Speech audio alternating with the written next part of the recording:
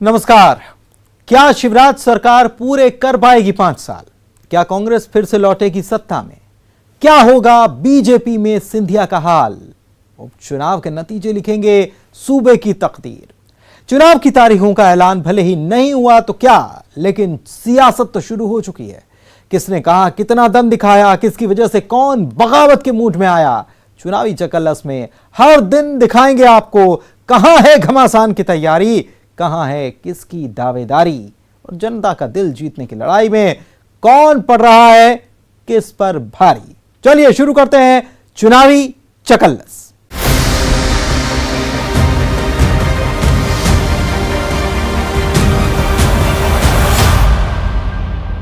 क्या सुर्खी में राम का नाम ही चुनावी नैया पार लगाएगा? यह सवाल विरोधी उठा रहे हैं। इन दिनों सुर्खी में एक वीडियो वायरल हो रहा है जिसमें बीजेपी कार्यकर्ता वोटर को समझाइश दे रहे हैं कि कमल पर वोट करोगे तो राम मंदिर के निर्माण में लगेगी ईंट। इस वायरल वीडियो ने सुर्खी की सियासी माहौल की तपिश और बढ़ा दी है।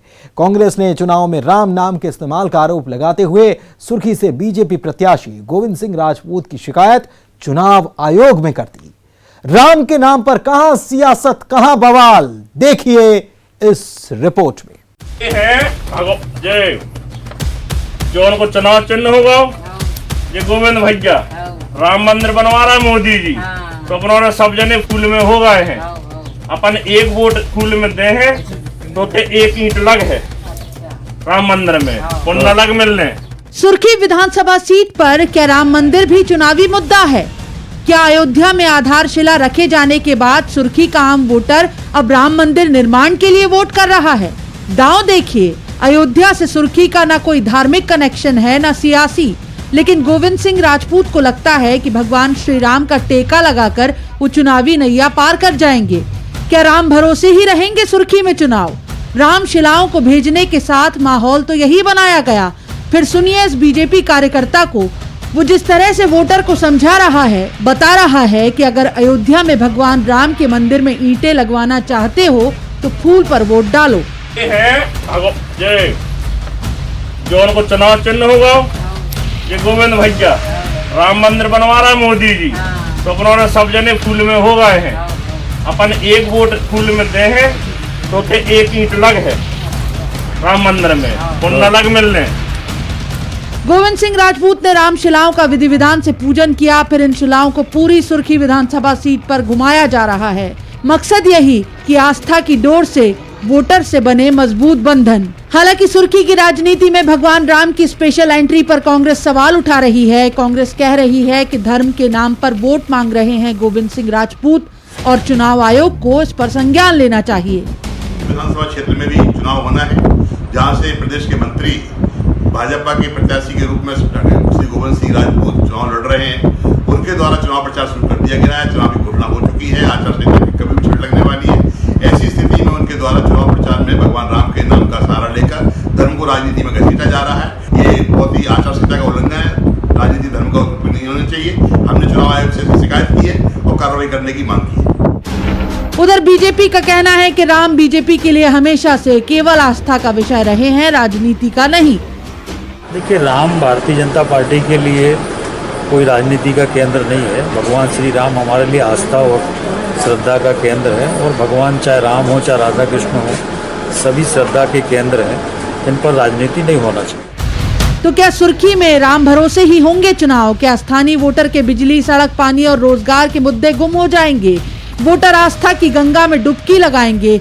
सुर्खी विधानसभा सीट से बीजेपी के संभावित उम्मीदवार गोविंद सिंह राजपूत ने आखिर सुर्खी में धर्म की गंगा क्यों बहाई? क्या अयोध्या का मुद्दा केवल सुर्खी में ही सुनाई देगा? आस्था से उठे हैं सवाल। सागर में रचित दुबे के साथ bureau report, news 18 Madhya Pradesh Chhattisgarh. राजनीति में केवल आरोपों की झड़ी नहीं लगती, सलाह और समझाइशों का दौर भी चलता है। निमाड़ की राजनीति के दो बड़े नेता नंद कुमार सिंह चौहान और पूर्व सांसद अरुण यादव इन दिनों सलाह की सियासत खेल रहे हैं। निमाड़ के मांधाता और नेपा नगर, इन दोनों सीटों पर अरुण यादव की साख दांव पर है। नंद कुमार सिंह चौहान बीजेपी उम्मीदवार सुमित्रा देवी के लिए नेपा नगर में ताकत झोंक दे रहे हैं, और दिलचस्प ये कि आरोपों से ज्यादा यहां की सियासत में सलाह के दौर चल रहे हैं। अरुण यादव ने नंद कुमार सिंह चौहान को आराम करने की सलाह दी। नंद कुमार सिंह चौहान की समझाइश ये कांग्रेस अपना इलाज कराए। देखिए सियासत की ये सलाहें।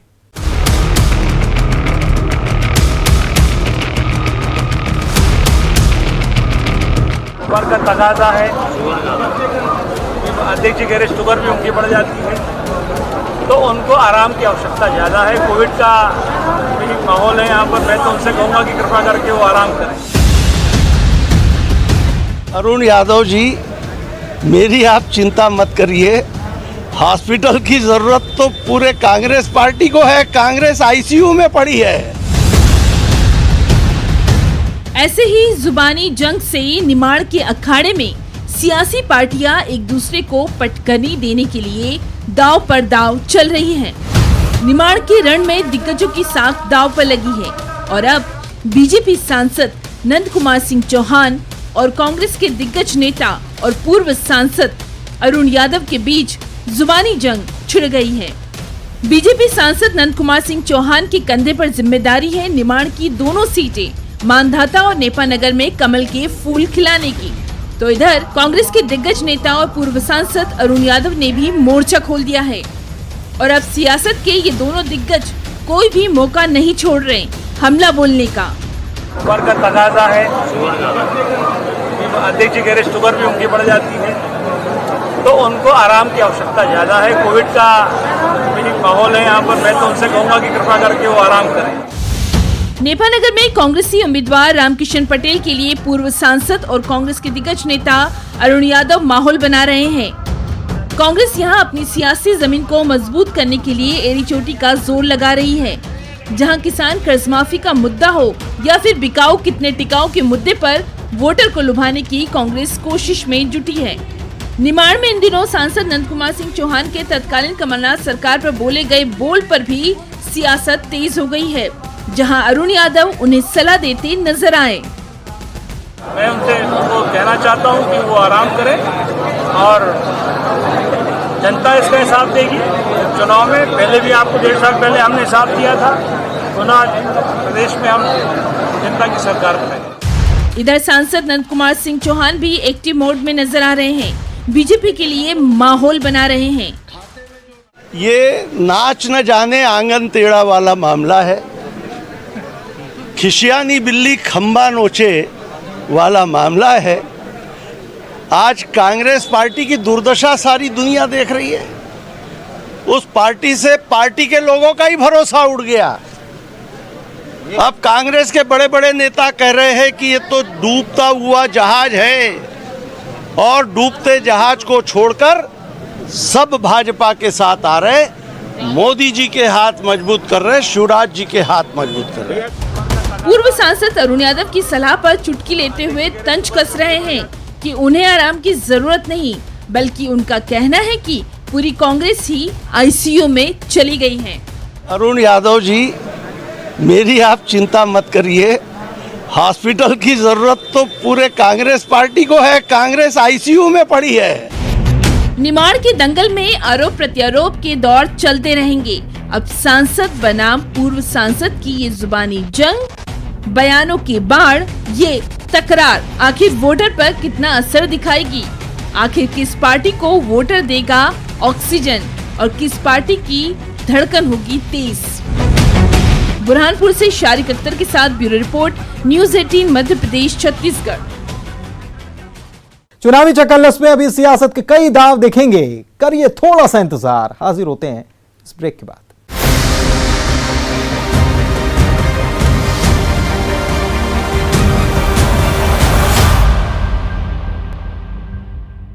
ब्रेक के बाद आपका स्वागत है। आप देख रहे हैं चुनावी चक्करलस।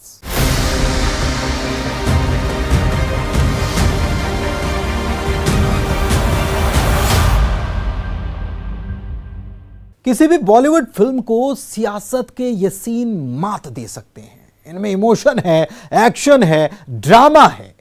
इन असल सियासी फिल्म का प्लॉट भी है ग्वालियर चंबल अंचल, जहां अब अगली फिल्म फिल्माई जाएगी। दोस्ती इम्तिहान लेती है। ग्वालियर चंबल में अब दो पुराने जिगरी यार होंगे आमने सामने। मिशन 16 पर सचिन पायलट करेंगे चुनाव प्रचार। कांग्रेस की नजर राजस्थान से लगी इन सीटों के गुर्जर ठाकुर वोट बैंक पर। क्या पायलट करा पाएंगे उपचुनाव में कांग्रेस की लैंडिंग? देखिए ये रिपोर्ट।